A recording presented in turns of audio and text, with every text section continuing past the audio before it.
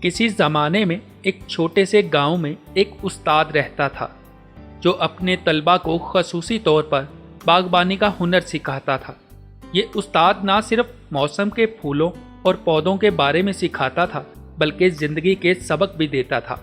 ایک دن استاد نے اپنے ہر طالب علم کو ایک چھوٹا سا پودا دیا اور کہا، یہ پودا آپ کی زندگی کی طرح ہے، آپ کو اس کی دیکھ بھال کرنی ہے، اسے پانی دینا ہے اور اس کی بڑھنے کی راہ میں آنے والی ہر رکاوٹ کو دور کرنا ہے۔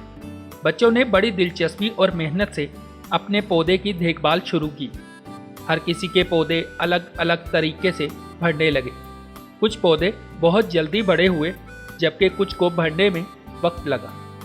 چند ہفتے بعد استاد نے سب بچوں کو اپنے اپنے پودے کلاس میں لانے کا اعلان کیا۔ جب سارے بچے اپنے اپنے پودے لے آئے تو استاد نے کہا کہ آج ہم دیکھیں گے کہ آپ کے پودے کس طرح بڑھے ہیں۔ سب بچے اپنی اپنی باری پر اپنے پودے ایک ایک کر کے سامنے لے کر آتے تھے۔ دیکھا یہ گیا کہ ہر پودا اپنی اپنی طرح سے خوبصورت تھا۔ استاد نے کہا، دیکھو، ہر پودے نے اپنی راہ بنائی ہے۔ بعض نے تیزی سے ترقی کی ہے جبکہ کچھ نے وقت لیا، لیکن اہم بات یہ ہے کہ ہر پودا بڑھ رہا ہے۔ زندگی میں بھی ہم سب کی رفتار مختلف ہوتی ہے۔ اہم یہ ہے کہ ہم بڑھتے رہیں اور اپنی راہ میں آنے والی مشکلات کا مقابلہ کریں۔